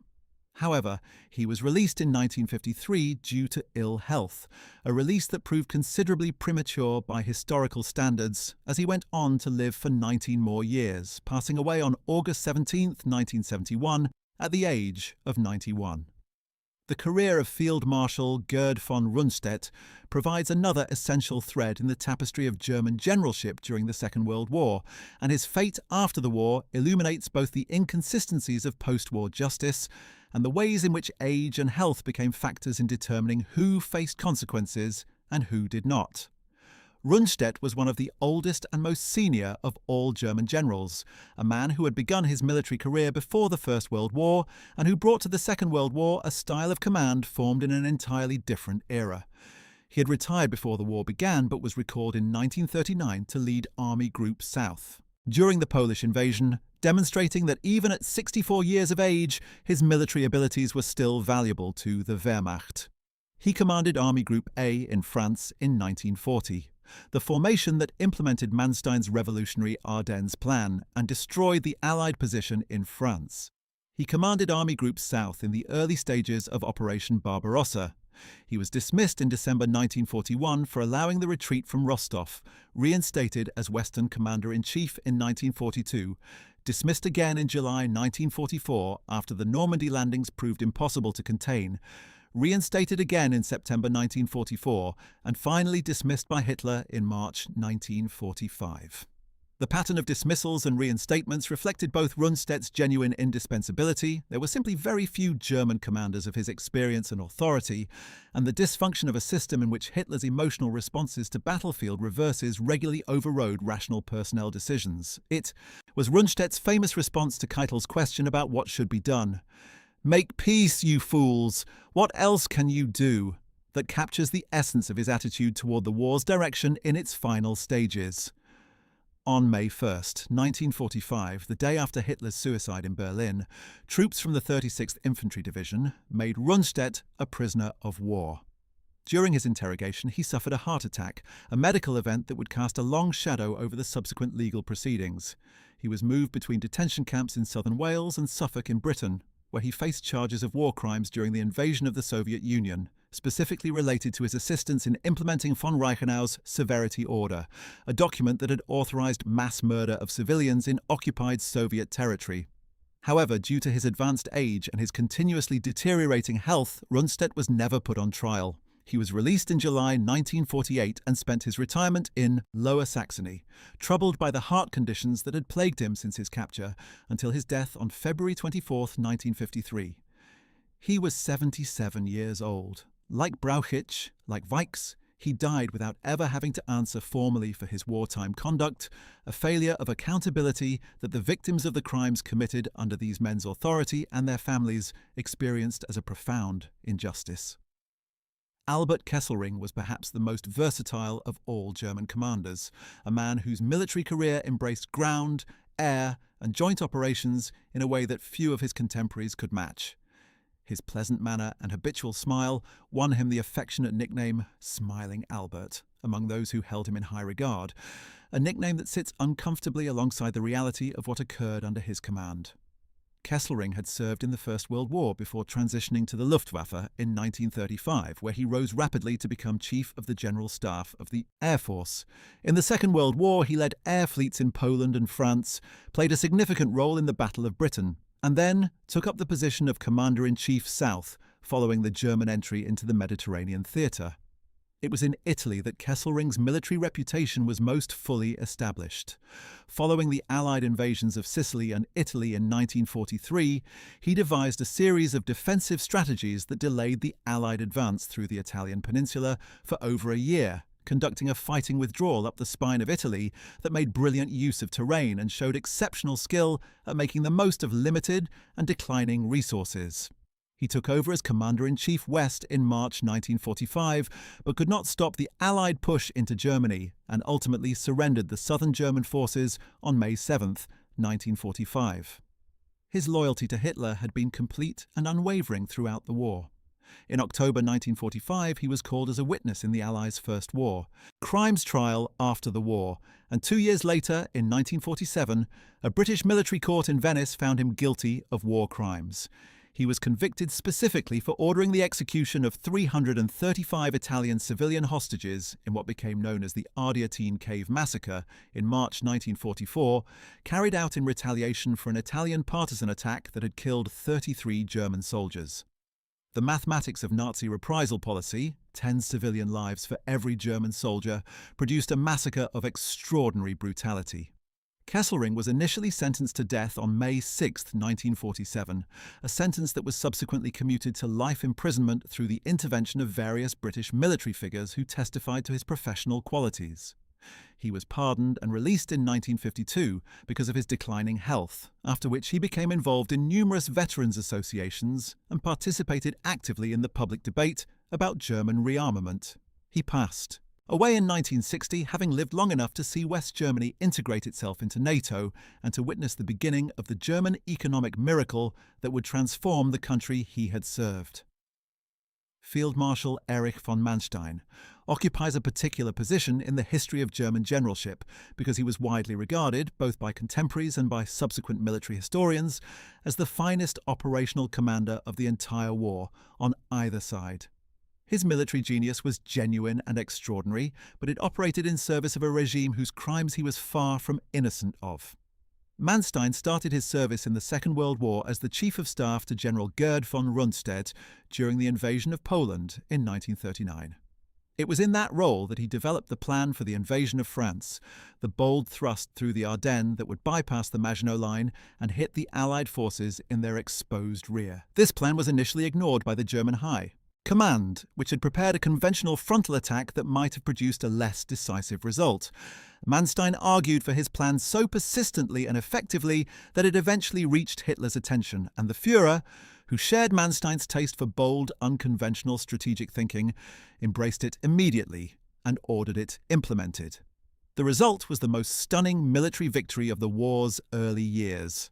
After commanding an infantry corps in the French assault and becoming a general in June 1940, Manstein led the 56th Panzer Corps in the invasion of the Soviet Union in 1941, nearly capturing Leningrad before taking command of the 11th Army on the Southern Front. There he captured the enormous Soviet fortifications at Sevastopol in July 1942, a feat that required months of grinding siege warfare and resulted in his promotion to Field Marshal. In the winter of 1942 to 1943, he attempted the impossible task of relieving the encircled 6th Army at Stalingrad, coming close enough to success that the failure, when it came, was doubly agonizing. His recapture of Kharkov in February 1943, achieved through a masterful combination of tactical flexibility and operational timing, temporarily stabilized the German position on the southern Eastern Front and may have delayed the final Soviet victory by a significant margin. He was dismissed by Hitler in March 1944, a victim of the same pattern that had consumed so many other senior commanders, the Führer's inability to tolerate military advice that conflicted with his own instincts, combined with the battlefield reverses that had become unavoidable as Soviet power grew. After the war, Manstein was captured by the British and stood trial for war crimes. He was acquitted of the most serious charges, but was found guilty of allowing war crimes to be committed by troops under his command, and was sentenced to 18 years imprisonment. His health deteriorated significantly during incarceration, and he was released in 1953. He subsequently served as an informal advisor to the West German government on the organization of the new Bundeswehr, the West German Army. And his memoirs, titled Verloren Siege or Lost Victories, became one of the most widely read and debated military memoirs of the post-war era. He passed away in 1973, having lived long enough to see Germany rebuilt, rearmed and integrated into the Western alliance that had defeated the regime he had served. Alfred Jodl was one of the most important figures in the entire German military hierarchy, serving throughout the war as the chief of the operations staff within the Oberkommando der Wehrmacht, the supreme high command of the German armed forces. His role was not that of a battlefield commander, but of a senior planning officer, the man who translated Hitler's often vague and grandiose strategic visions into operational orders that could be implemented by the forces in the field. Jodl was intelligent, meticulous and deeply loyal to Hitler, a loyalty that made him both highly effective as a staff officer and deeply complicit in the regime's crimes. He was one of the closest members of Hitler's daily military conferences, present when the most consequential decisions of the war were made, and his signature appears on some of the most criminal orders issued by the German military command. He was apprehended by British soldiers on May 23, 1945, alongside the rest of Admiral Dönitz's Flensburg government, the transitional German government that had survived Hitler by just over 3 weeks before being dissolved by the Allied powers. He was then presented to the International Military Tribunal at the Nuremberg trials, where he stood accused of conspiring to commit crimes against peace, initiating and conducting wars of aggression, war crimes and crimes against humanity.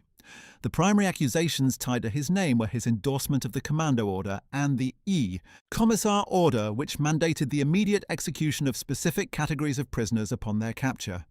He attempted various defences, including the argument that he had merely been following orders, a defence that the Nuremberg Tribunal rejected as fundamentally inadequate given the nature and scale of the crimes involved. He successfully refuted some specific charges, but was found guilty on all 4 counts. He was hanged in Nuremberg prison on October 16, 1946. His final words were spoken in German. Ich grüße dich, mein ewiges Deutschland. I salute you, my eternal Germany. In the decades after his death, Jodl's case was reviewed by a West German court, which posthumously annulled his conviction, a decision that provoked considerable controversy. Wilhelm Keitel was one of Adolf Hitler's closest and most loyal associates, a man whose relationship with the Führer was so sycophantic that other German generals had given him the mocking nickname Lake Eitel, a pun on Lakai, meaning lackey. He served as the chief of the Supreme High Command of the German Armed Forces throughout the entire war, a position of enormous formal authority, but one in which Keitel exercised remarkably little independent judgment, preferring at almost every point to defer to Hitler's wishes rather than offer honest military counsel. His military career during the First World War involved primarily staff and administrative roles, and he had built his peacetime career in the Weimar Republic through the same combination of competence and political adaptability. From 1935 to 1938, as Hitler restructured the German High Command and removed generals he considered insufficiently loyal, Keitel's willingness to subordinate himself completely to Hitler's authority made him the ideal candidate for the top staff position. He participated in planning the attack on Poland, outlined the terms of the French surrender in 1940, and played a central role in planning the invasion of the Soviet Union. After the July 20th assassination attempt, Keitel's response was entirely in character.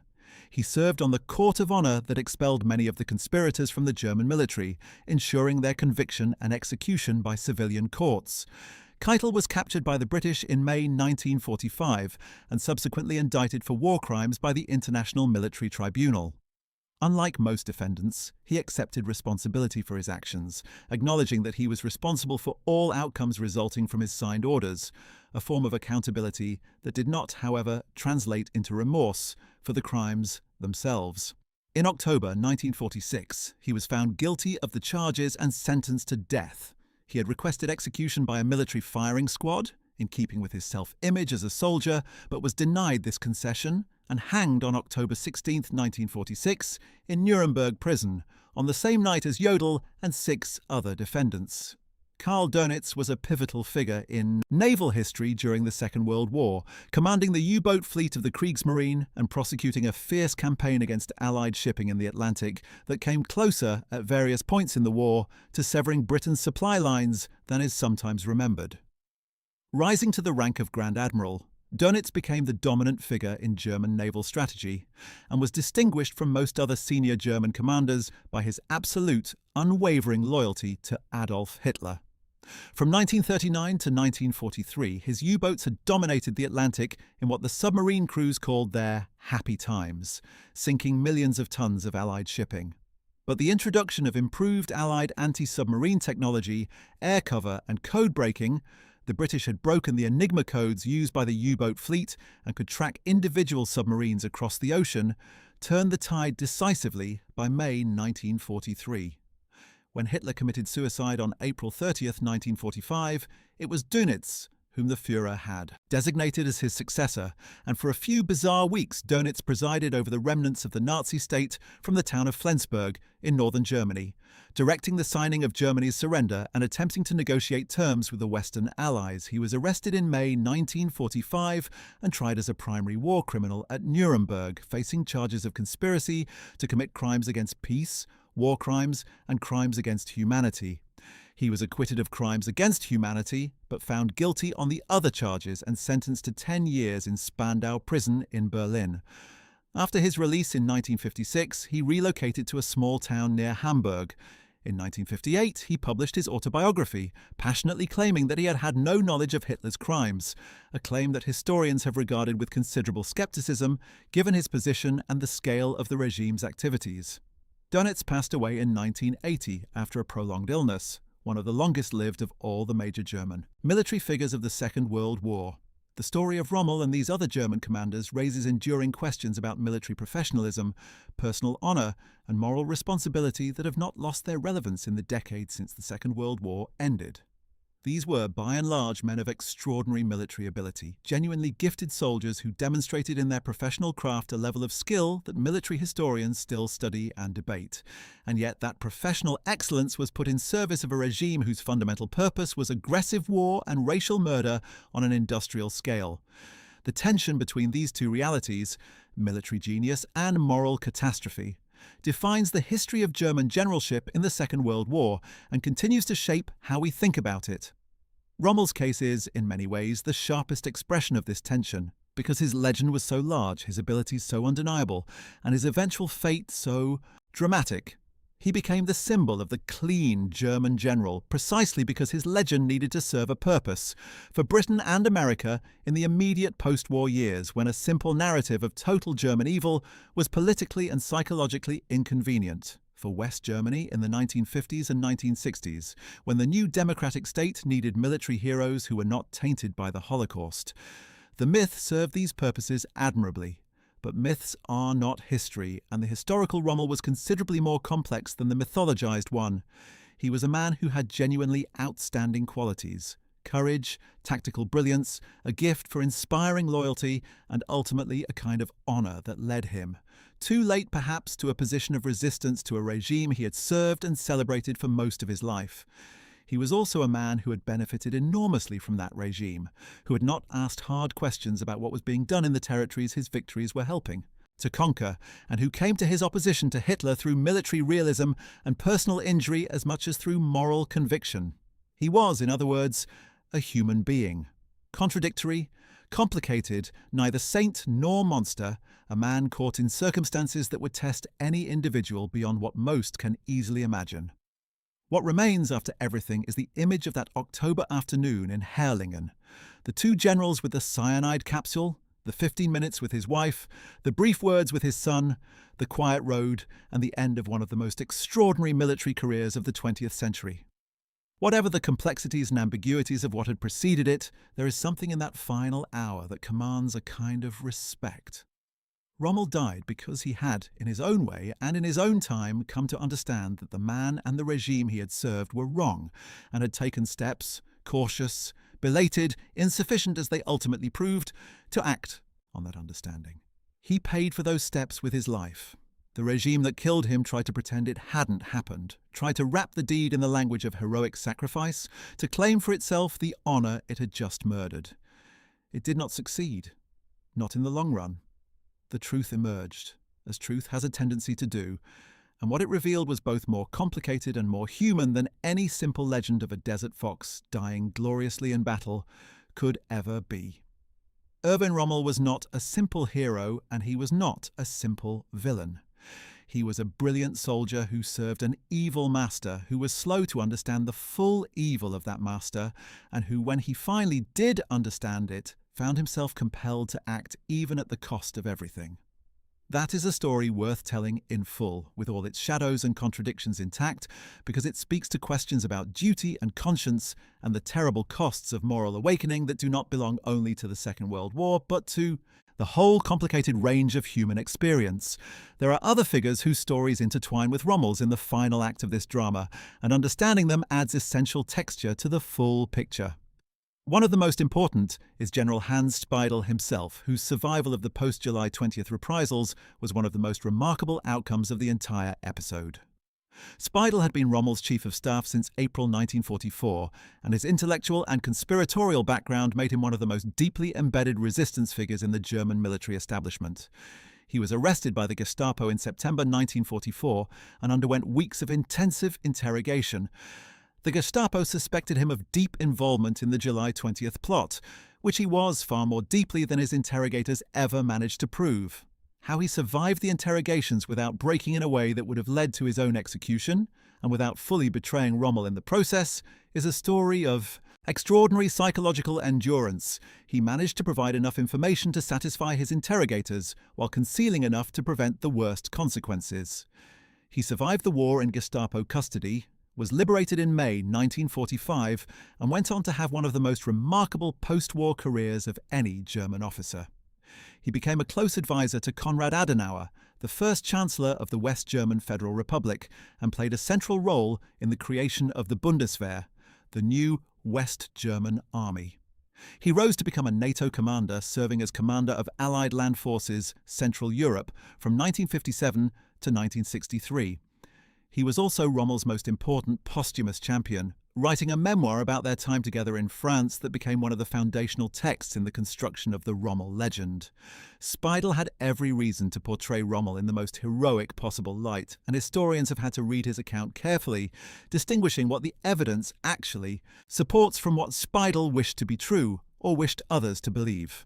His career trajectory, from Gestapo prisoner to NATO general, is, in its own way, as remarkable as any story from the war itself. Caesar von Hoffacker was another figure whose story intersects crucially with Rommel's. Hoffacker was a Luftwaffe lieutenant colonel who served on the staff of the German military governor of France, and he was one of the key organizational links between the French resistance network and the Berlin conspiracy. He was the cousin of Klaus von Stauffenberg, and it was through this family connection, as much as through shared conviction, that he became so deeply involved in the plot. Hoffacker met with Rommel on several occasions in the weeks before July 20th, and these meetings were later described by Speidel and others as among the most significant moments in Rommel's shift from passive skepticism about Hitler's leadership to active consideration of an alternative. In the post-July 20 investigations, Hoffacker was arrested and subjected to the full horror of Gestapo interrogation. Under that interrogation, he mentioned Rommel's name, a revelation that was both inevitable, given the reality of their conversations, and devastating in its consequences.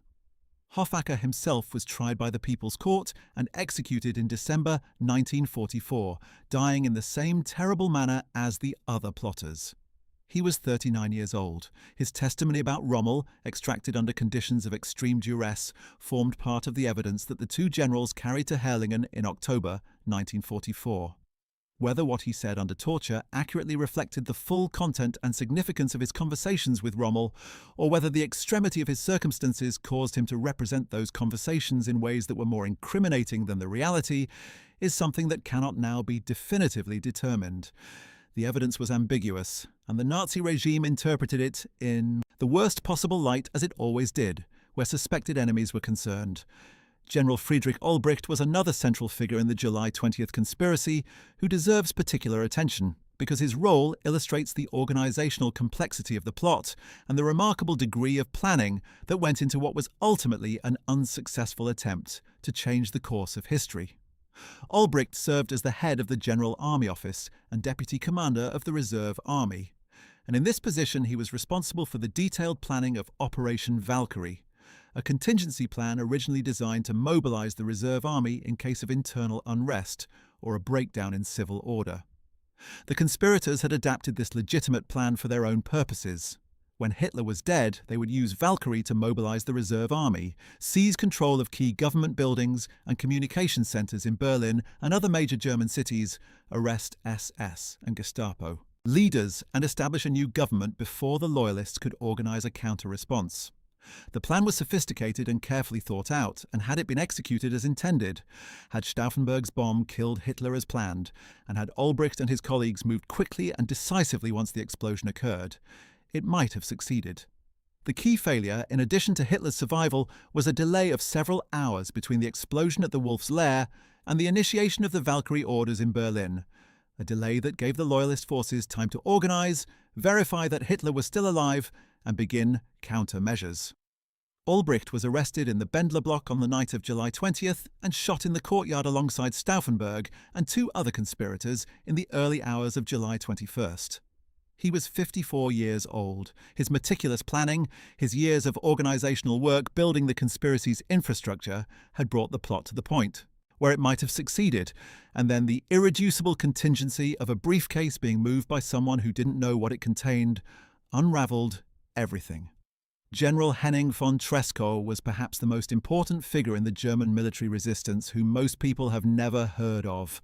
While Stauffenberg is rightly remembered as the man who carried the bomb into Hitler's conference room, Treschow was in many ways the soul of the military resistance, the officer who had been working to remove Hitler for the longest time, with the most consistency and the clearest moral framework. Treschow had served on the Eastern Front, and it was there, witnessing the mass murder of Soviet Jews and the murderous treatment of Soviet prisoners of war, that he had undergone the kind of moral transformation that turned professional frustration with Hitler's military decisions into a genuine, deeply rooted conviction that the man must be removed for moral reasons, not just practical ones. He had been involved in at least two earlier assassination attempts that had failed due to mechanical accidents. On one occasion, a bomb placed on Hitler's aircraft had failed to detonate because the chemical fuse was too cold at altitude to function. He had continued to work from his various staff positions, to maintain and build the resistance network, to recruit officers, to plan operations, and to sustain the moral conviction that action against Hitler was not just tactically desirable, but ethically obligatory. When the July 20th plot failed, Treschow understood immediately what the consequences would be. He drove to the front lines, said farewell to his aide-de-camp, and walked out alone into no man's land. He detonated a grenade next to his own head, killing himself instantly, having told his aide that he did not believe that God would judge good men harshly for doing what conscience required, even if they did not succeed. He was 43 years old. His death was staged to look like death in combat, and for a time the conspiracy of silence that surrounded his role protected his family from reprisals. His words about conscience and judgment stand as among the most morally serious utterances of any figure in the entire history of the German resistance. General Erich Höppner was a panzer commander of considerable ability who had been dismissed from the German army by Hitler in January 1942 for conducting an unauthorized withdrawal on the Eastern Front, an act of military judgment that Hitler considered tantamount to cowardice, though subsequent military analysis has generally supported Höppner's decision as the correct one. The The dismissal was public and deliberately humiliating. Höppner was stripped of his rank, his decorations, his pension rights, and his right to wear uniform. He was forbidden from ever wearing his uniform again. This treatment by Hitler transformed whatever residual loyalty Höppner might have felt toward the regime into something considerably colder, and he became one of the most committed of the July 20th conspirators, designated to assume command of the reserve army once the coup was in progress. When Stauffenberg arrived at the Bendler block on the night of July 20th, certain that Hitler was dead, Höppner was there and immediately began implementing the Valkyrie plan. When it became clear that Hitler had survived, Höppner found himself in the position of a man who had committed himself to a revolution that had failed. He was arrested, subjected to the full degradation of Friesler's People's Court, and hanged at Plötzensee prison in August 1944. The humiliation of his court appearance, made to stand in ill-fitting clothes stripped of the military bearing that had defined his life, was deliberately designed to strip him of the dignity he had maintained throughout his career. It did not succeed in destroying his composure. He died as he had lived, with the bearing of a professional soldier who had made a choice and accepted its consequences.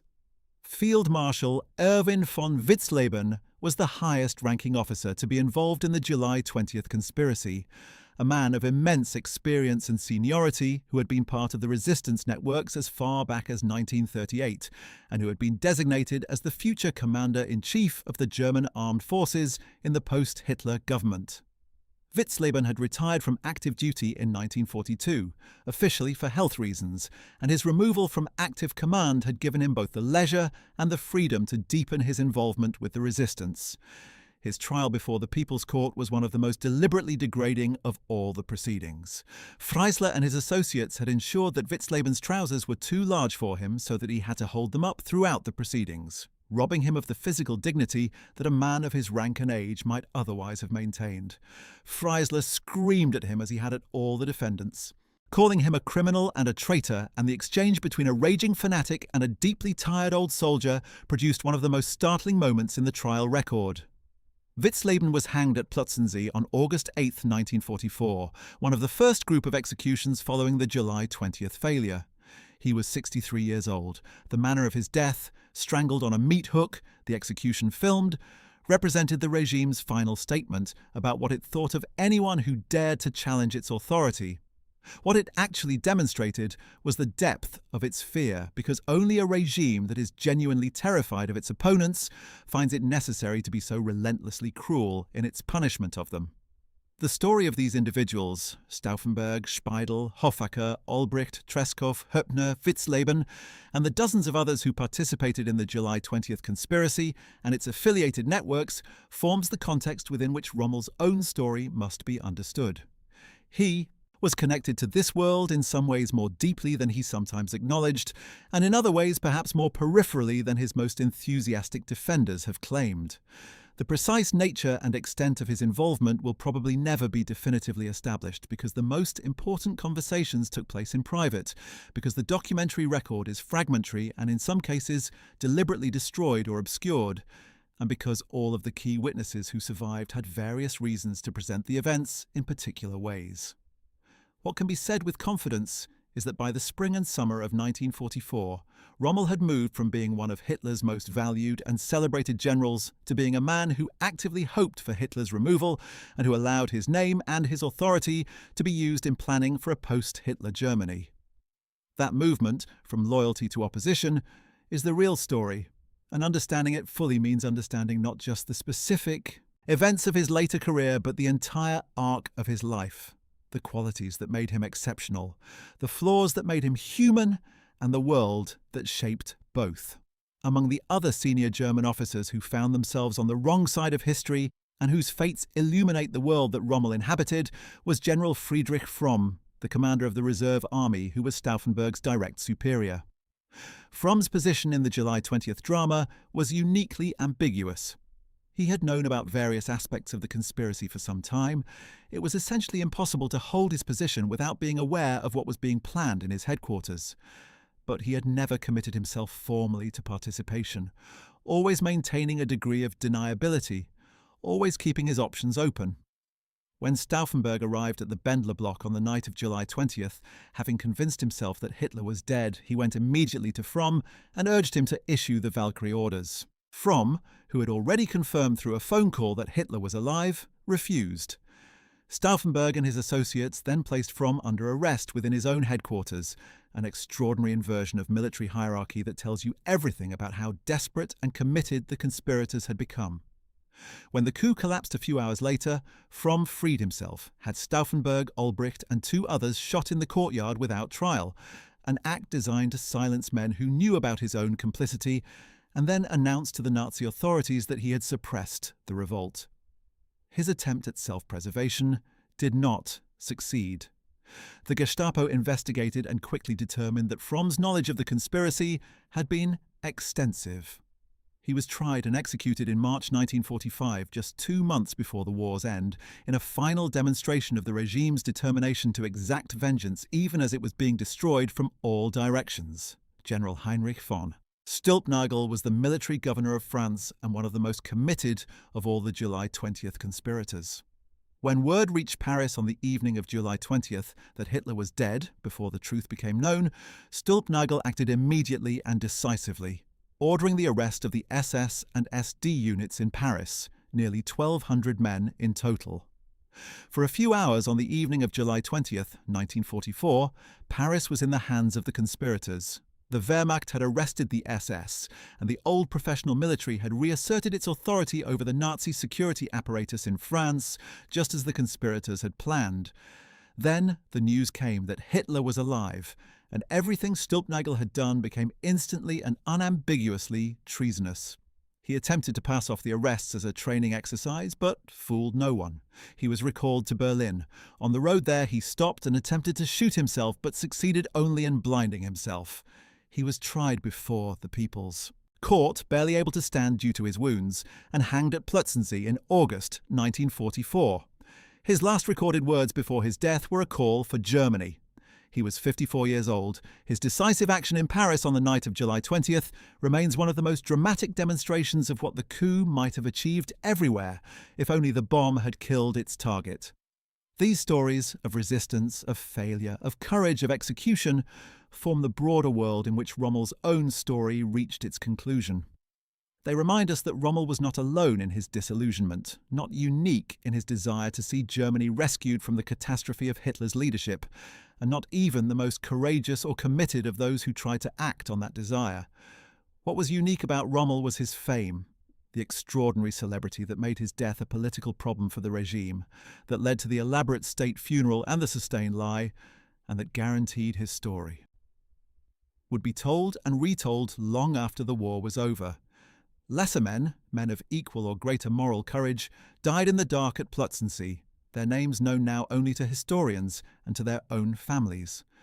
Rommel died in the afternoon sunshine of the Swabian countryside with a cyanide capsule rather than a piano wire, and his name has been known to everyone ever since. History is not always fair in its choices of who to remember, and the gap between Rommel's fame and the relative obscurity of figures like Tresco, who arguably deserves at least as much historical recognition, is one of the more telling illustrations of that unfairness. But it is also true that the fame serves a purpose, because the story that Rommel's celebrity made famous is one that matters, that speaks to enduring questions about conscience, duty, and the terrible costs of waiting too long to say the things that most need saying. The shadow that Rommel's story casts extends far beyond his own life, and to understand it fully we should also examine what his opponents, the Allied commanders he faced in North Africa and in France, thought of him, both during the war and afterward. The German generals, conversely, had their own complex views of their Allied counterparts, views shaped by battleground experience, ideological bias, and the particular dynamics of a war fought across multiple theatres and multiple years. Among those Allied generals, it was George Patton who attracted the most consistent admiration from the German side. Alfred Jodl once said of him that he was the American Guderian, the American equivalent of Germany's greatest armoured commander. Bold, preferring large movements, willing to take big risks for big success. Heinz Guderian himself said that he had heard much about Patton, and that, from the standpoint of a tank specialist, He had to congratulate him on his victories, since Patton had acted as Guderian himself would have acted in the same position. General Günther Blumentritt, who had been a key planner of the invasions of France and Poland, described Patton as the most aggressive panzer general among the Allies, noting that his operations had impressed the Germans enormously, precisely because he came closest to their own concept of what a classical military commander should be. The comparison was apt. Patton's philosophy of constant movement, rapid advances, and overwhelming force was essentially the American expression of the Blitzkrieg doctrine that the Germans had pioneered. His contempt for static warfare and defensive thinking was something that German commanders of Rommel's generation recognized and respected as a kindred quality. It was no accident that when Rommel himself commented on his British opponents, including his famous remark after the siege of Tobruk that they had fought like lions but been led by donkeys, there was an implicit comparative judgment embedded in it, a judgment that the British, despite the courage and professionalism of their soldiers, were being held back by a command culture that was too cautious, too methodical, too slow to seize opportunities that a more aggressive commander would have exploited instantly. It was the same criticism that Rommel's opponents were making of him in the other direction, that his brilliance in exploitation was offset by insufficient attention to logistics, supply, and the kind of methodical preparation that Montgomery, for all his slowness, ultimately proved essential to sustained military success. The debate between the Rommel approach and the Montgomery approach, speed and initiative versus preparation and overwhelming force, was not just a personal rivalry between two generals, but a genuine tension at the heart of military strategy, a tension between the genius of the individual moment and the grinding power of organized, sustained effort. Rommel won more of the individual moments. Montgomery won the war in North Africa. History tends to reward the latter more durably than the former. That Rommel understood this, at least to some degree, is evident in the anguish of his later campaigns. The experience of watching his forces run out of fuel and ammunition, while Allied resources flowed in an apparently endless tide, the growing realization that tactical genius could not compensate indefinitely for material inferiority. That realization, more than anything else, was the foundation of his growing disillusionment with Hitler's leadership, because Hitler's strategy depended on exactly the kind of brilliant tactical coup that could substitute quality for quantity. And Rommel had come to understand, in a way that Hitler never did, that at a certain scale and duration of conflict, quantity has a quality all its own. The post-war world's engagement with Rommel's story has taken many forms, from the immediate hagiographies of the early 1950s through the more critical reassessments of the later decades. And it continues to evolve as new archival material becomes available, and as the questions the story raises remain stubbornly relevant. The West German military, the Bundeswehr, has had a particularly complex relationship with Rommel's legacy. The new army, created in 1955 as part of Germany's integration into NATO, needed a tradition. Needed, in other words, historical figures whose careers could be cited as examples of the kind of military service that West Germany could be proud of. Rommel was an obvious candidate, brilliant, brave, ultimately opposed to Hitler, and with an international reputation that gave his name genuine weight. The Bundeswehr named a military base after him, the Rommel Kaserne at Augustdorf, and his name appeared in various aspects of the new military's ceremonial life. His son Manfred, who served as Lord Mayor of Stuttgart from 1974 to 1996, was a living embodiment of the Rommel legacy in German public life, a figure who combined democratic conviction with pride in his father's military achievements in a way that seemed to model exactly the kind of engaged, responsible patriotism that the new Germany was trying to build. The legacy was not without its critics. As historians like Martin Kitchen and others subjected the Rommel myth to more rigorous scrutiny, questions arose about how much of the heroic narrative was constructed after the fact, and how much reflected the actual historical record. The myth had served purposes.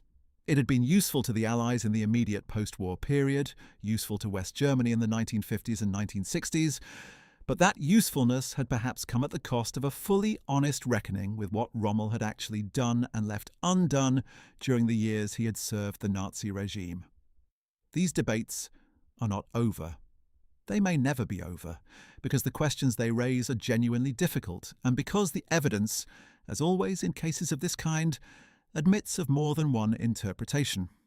What seems clear, in the end, is that the story of Erwin Rommel is worth telling in its full complexity, precisely because that complexity is illuminating, because it shows us something true and important about the human capacity for both excellence and failure, for both moral courage and moral blindness, and about the price that individuals and nations pay when they allow political extremism to deform the institutional frameworks within which professional excellence operates.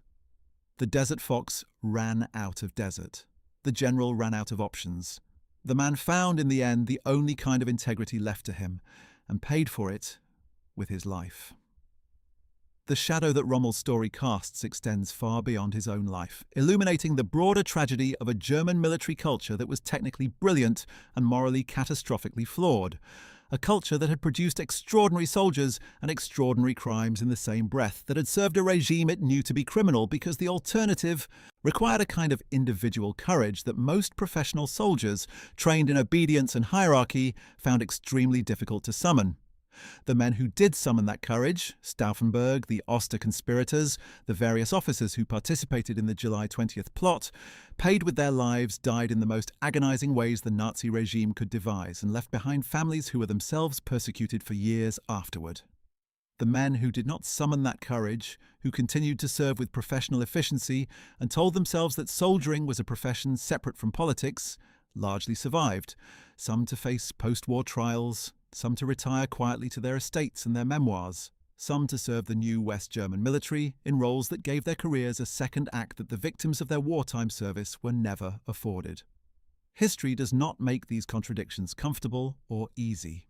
It requires us to hold them in mind simultaneously, to resist the temptation of simple narratives, the heroic German general, the monstrous Nazi, the clean Wehrmacht myth, the total guilt thesis, and to look steadily at what the evidence actually shows. Human beings, some more gifted than others, some more decent than others, all caught in circumstances of extraordinary historical evil, making choices that range from genuine heroism through moral compromise to active participation in mass murder, and in many cases making several different kinds of choices at different stages of their lives. Erwin Rommel's story is important not because he was a simple hero or a simple villain, but because it resists simplification, because it requires us to think carefully and seriously about what it means to serve, to resist, to fail, and to pay the price of one's failures in a world where the stakes are the highest they can possibly be. That is the real reason the story of Rommel's so-called betrayal of Hitler matters, not just as military history, but as a story about the hardest questions human beings face. When do you finally say no, and what are you willing to pay for saying it? Well, that is the full story of the real reason Erwin Rommel turned against Adolf Hitler. From the schoolteacher's son in Swabia, who discovered a gift for war in the trenches of the First World War, through the desert fox, who became the most celebrated general in the world, to the wounded and disillusioned field marshal, who quietly allowed his name to be associated with the conspiracy that tried to save Germany from itself, and who finally, on a quiet October afternoon in the German countryside, faced 2 SS generals and a cyanide capsule, and chose the only path left to him that preserved any fragment of the honour he had spent a lifetime building. It is one of the most extraordinary stories of the entire Second World War, and it deserves to be told in full with all its complications and contradictions rather than smoothed into a comfortable legend. Thanks for watching. We hope you found this video informative. If you enjoyed learning about today's topic, make sure to check out our video about what happened to Germany's top field marshals after WW2. A fascinating look at the post-war fates of the commanders who served alongside Rommel at the highest levels of the Wehrmacht. Don't forget to like this video, subscribe to our channel, and hit the notification bell to stay updated on more WW2 content. See you in the next one.